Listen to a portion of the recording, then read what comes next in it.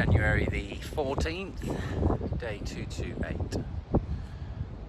Toddy attempting to make 100 startups in a year. The idea is no problem. The amount of business models and combinations of business models, no problem whatsoever. Just on this beautiful cliff top, some kind of structure here.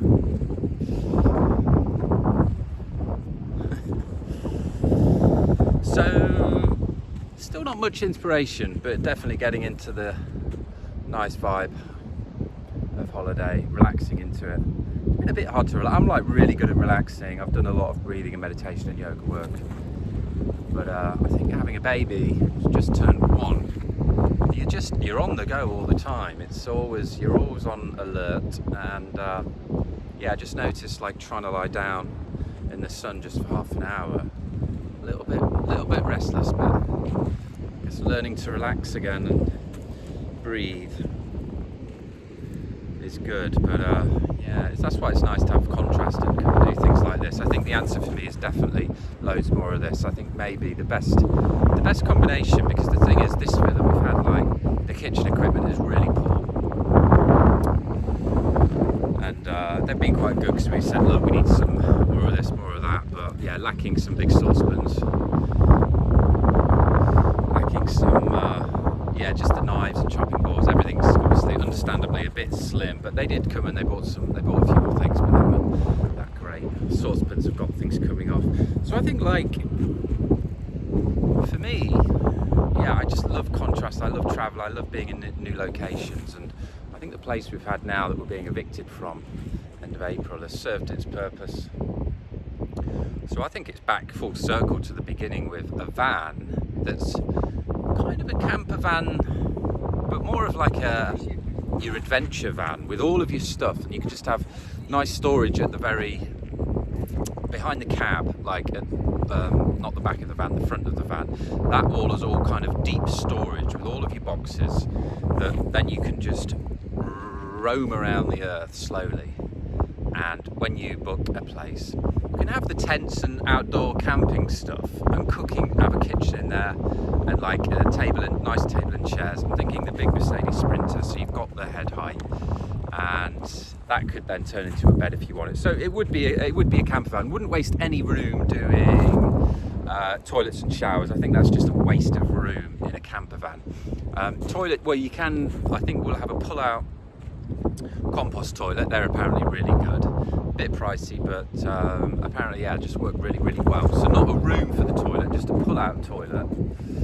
And then the shower you have, but you could have, if at the front of the van you had that deep storage and then a wraparound kitchen, you could have the faucet, I think they call it, or whatever. You could have the water up the front there with a boiler, and yeah, just have a retractable shower head and then a hook on the side of the van, or just on the very inside by the door, so you'd have a toilet and shower, but you just wouldn't waste the space. I did some calculations in my old van because there was a toilet and shower there, but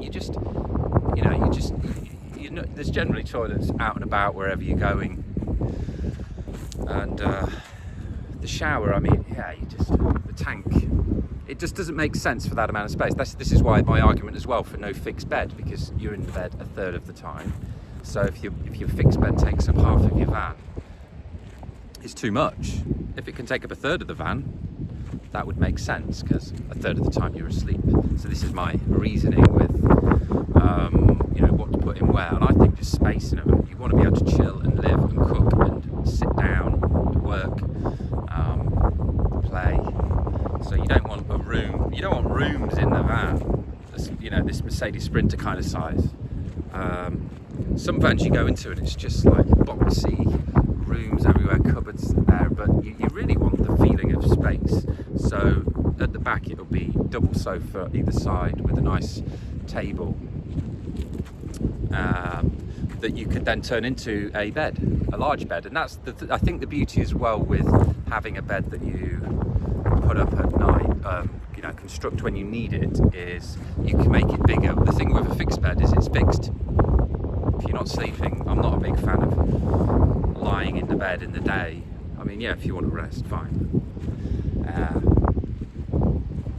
the beauty of then having a bed that you make up, like in my old van. The bed's huge. It's not like you're cramped into the bed. So people often say, oh, they want the bed made at night, but that's just pure laziness, if you ask me. And it only takes a few minutes, and there's different designs that you can do. And I just think the benefit of the daytime use of the van by spending a couple of minutes at night and in the morning, making the bed and getting rid of the bed just far outweighs the benefits of having that space for loads of different things in a much bigger space. So I've got the design in my head. I've done a lot of like plans and designs and things like that.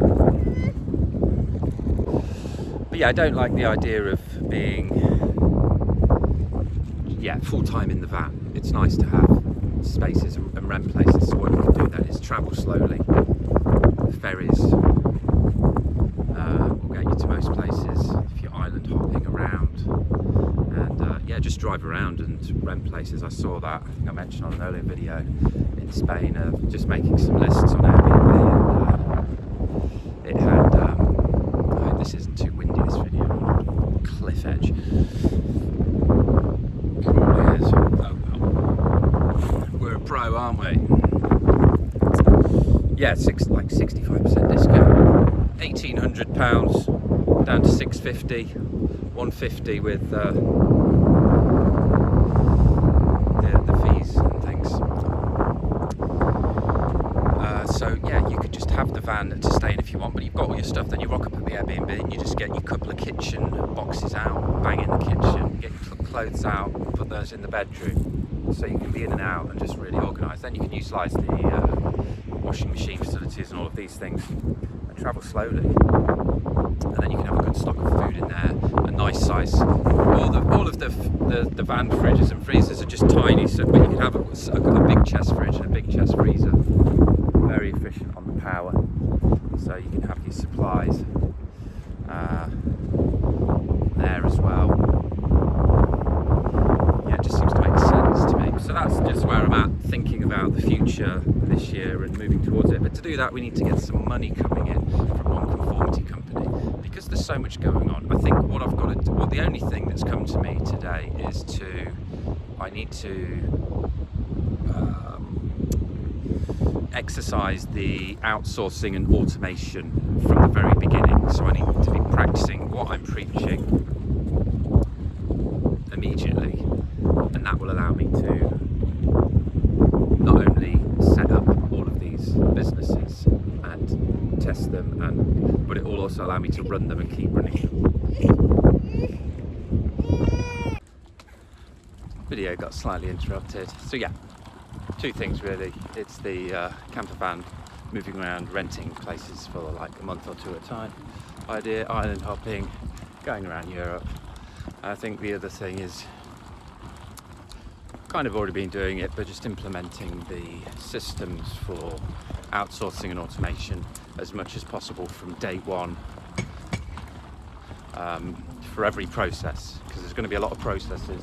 Many of them we can automate, many of them we can semi-automate, and merge or outsource the semi-automation part of it. So I like the idea of kind of having me controlling everything, and then it kind of cascades down to a team of outsourcers, and using a lot of the tech that we've been featuring for automation and semi-automation, a lot of the AI tools, to achieve 100 startups in a year. We will achieve this.